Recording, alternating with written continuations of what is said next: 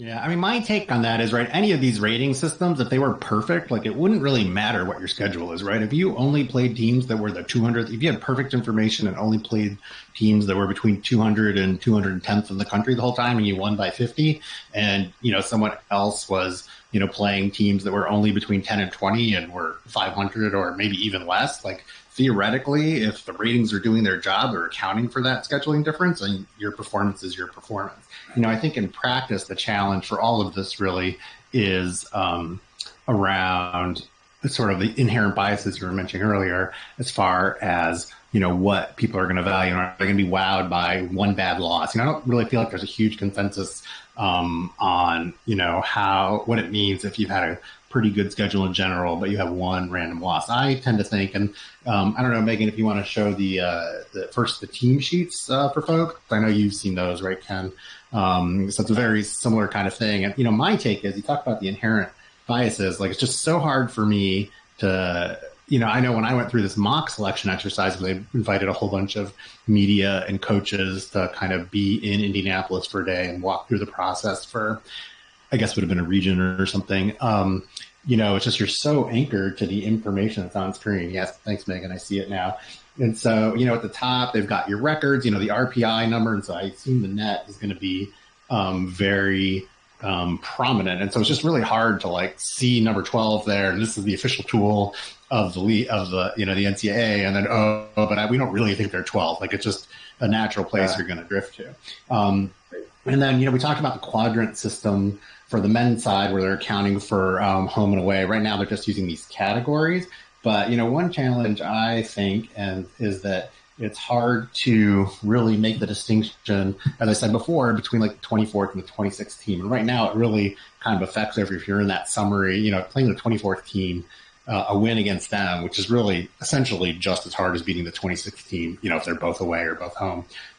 It looks very different on your resume when you have these buckets. And so that's one reason, we built our compare resume tools. Maybe you can show that, Megan, as well, since you've got the controls there. Because, what we really think is important is this ability just kind of stack up and see how teams are playing just in kind of similar ranges, right? You might not have a lot of opportunities against the top teams, but, we can say things like, we can see, eyeballing it that you went 3-1 or something against teams that are roughly in this range. And, this other team we're considering, for instance, in the probably it would have been an Oregon, South Carolina debate about who should get the overall number 1 seed. And I think that's what we're looking at, right? Mm-hmm. And so, we can, Oregon, only really played at the very top here, sort of one, the way it all stacked out when all was said and done, that UConn game really stands apart. South Carolina played an amazing schedule this season. And so you can see the question, but it sort of lets you ask, what would have happened if Oregon had played South Carolina's schedule? You can see that Oregon's loss was to a better team than South Carolina's, but you can also stack up and see, consistently maybe Oregon was, and I'm not looking at the specifics now, Oregon was beating the teams that were 30th in the country by more than South Carolina was. And so, it's at a data point. But because it kind of varies depending on the specific schedules, you're not quite as bucketed into being 24th, your opponent being 24th is much more important than being 26th. I think that's a real issue, and I think it's important. I saw Google release something like that in one of their dashboards as well. And so I think being able to just kind of look at continuously is a really important thing. Yeah. I mean, those are the questions you have to ask, is what would Oregon's record, because we can figure that out. I'm sure you can figure that out from your ratings, but, we know how hard it is to beat certain teams in certain locations. And you can figure out, hey, what would Oregon's expected record have been against South Carolina's schedule? And if that is better or worse than South Carolina's record, that basically answers your question is, who had the better resume? You can argue about whether scoring margins be included or not. But to me, once you figured out, let's just say Oregon had they would have expected to do better against South Carolina's schedule than South Carolina did. Once you have that answer, why do you need to go into all these, 14 different criteria that the NCAA is laying out here? It's to me, it makes the process overly complicated. So what's your take if, a team loses a game with their star out? And so, should it be Oregon at full strength versus South Carolina at full strength, or, how would you handle that? Yeah, I don't care. But really? Again, is Adam Silver going to,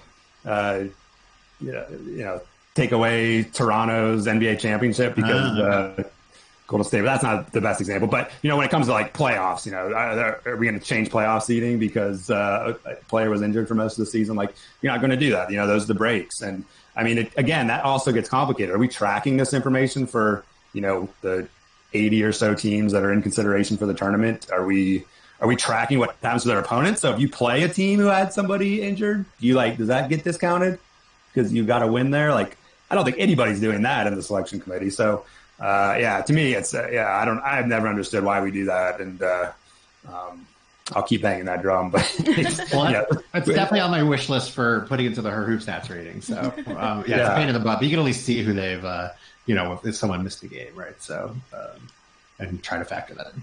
But there are all kinds there's all kinds of extenuating circumstances. I totally agree. Yeah, for sure. And it also really incentivizes, like, not if what if a player's like 90%, and she wants to play, and we're playing this tough team. If we just don't play her, then the committee might not count that game. So it just introduces sort of these weird incentives that again, another thing that really you don't see in any other level of sports. Like, they don't do that in high school. They don't do that in any, professional sports. They don't consider that. So it's kind of weird that it's unique to U.S. college sports. Aren't you incenting players then to come back when they're only 50% because the game's going to count regardless? I mean, if they're cleared by their doctor to play, then I don't see what the problem is. If they're not cleared by their doctor to play, then they should be sitting out. Very fair.